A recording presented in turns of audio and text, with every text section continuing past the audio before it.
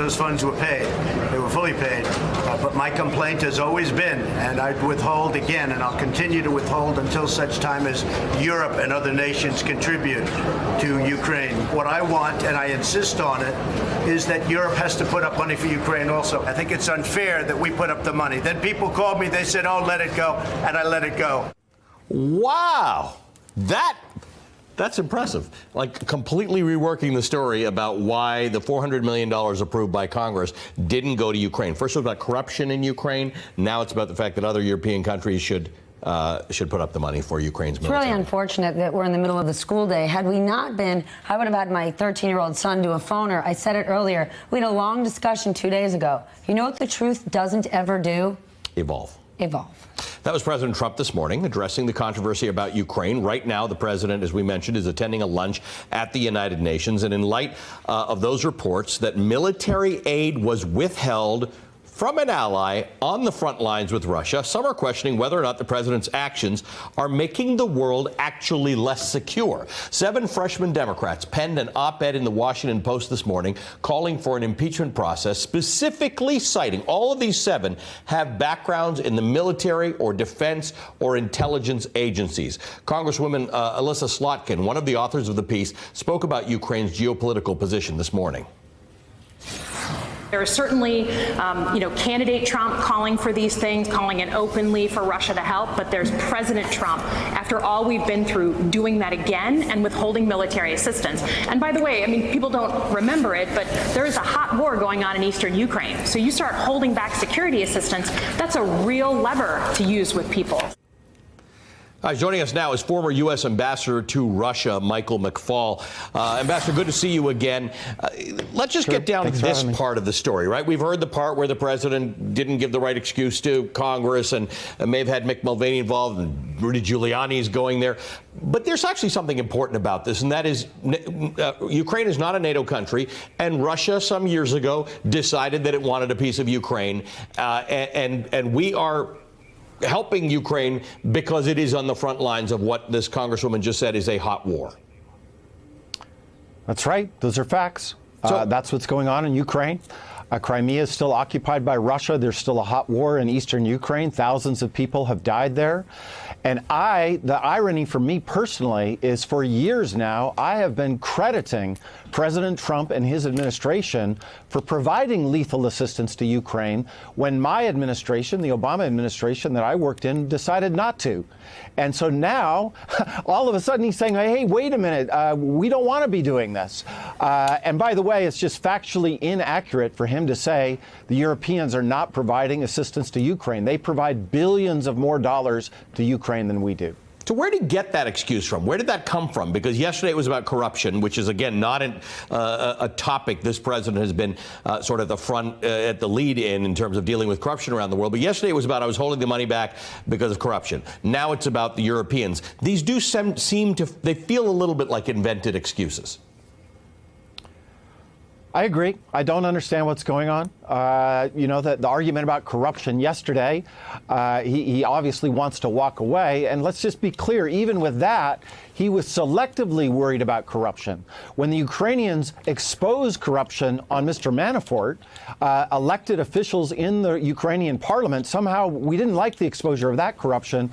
We just wanted to focus on this particular story. But now they've pivoted because obviously, well, I don't know. I shouldn't say obviously, but it appears, I don't know what's obvious anymore. What's obvious anymore? In terms of the strategy, but they've pivoted away from that. But I just want to underscore the thing you started with. This is bad for American national security interests, and this is good for Vladimir Putin. We look wobbly in our support for Ukraine. That serves Putin's interests, not the American national interest. How? It gives him the cover to be more brazen, more aggressive? We look like we're indecisive. We look like we're wobbling in terms of our support for Ukraine. But what does that? That makes them nervous. What does that do to Putin? Like, how does that truly make him stronger? We might look foolish, we might look wobbly, but what does it actually do? it makes it easier for him to keep in Ukraine, number one, at a time when we should be pressuring him to get out of Ukraine. That's the official policy of even the Trump administration. By withdrawing military assistance, you are not deterring Putin from maintaining his position there. But second, it puts President Zelensky in this incredibly awkward situation right now, especially as he sits down for the first time with President Trump. Because of course, he needs the United States to support him. And notice I said United States. I didn't say President Trump. He needs the leader of the free world to be on his side against a military aggression from the Russians. And therefore, that means he has to say certain things to make sure that President Trump keeps happy. And I won't be surprised, by the way, to see that they do open new investigations as a result of this very difficult situation that President Zelensky is in right now. So, Ambassador, you were an actual ambassador, which means you did do work with the State Department, and maybe one day, or maybe since the State Department has called on you to say, hey, we need you to do something for us. I would understand that. Stephanie and I are having trouble understanding why Rudy Giuliani said to Sean Hannity last night that he was asked by the State Department to have this conversation with somebody very senior in the Ukrainian government to get to the bottom of this. Can you point to another scenario in your experience where something like that happened? Not off the top of my head. I mean, on occasion in history, there have been private individuals that have gone to places like Cuba and North Korea to help free prisoners, right? So that is an instance where you've seen that. Former elected officials, Jesse Jackson, I think, did that decades ago. But something here is very strange. I don't understand why Secretary Pompeo doesn't want to do the work of diplomacy himself. Mm-hmm. Why does he need Rudy Giuliani? Notice the sentence structure there. I was asked by the State Department. Well, who in the State Department? Right. Who asked him to do that concretely? And third, the mayor keeps saying, I'm defending my client. Well, what crime has your client been incriminated by in Ukraine? His client is the president of the United States.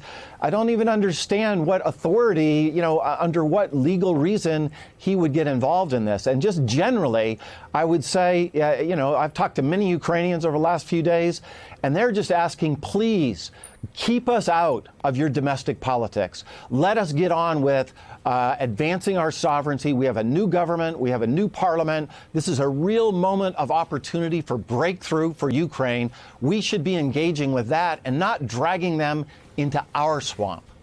Michael McFaul is the former U.S. ambassador to Russia. Thank you for joining us, sir. We are trying so hard to get all the experts here to help us understand it, and everybody's response is some version of, I mean, this is unprecedented. We haven't seen this. And so let's just make something clear.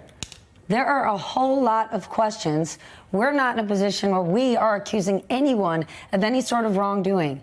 But what we're certainly asking and will continue to ask this administration, please explain. What happened? We're at a loss.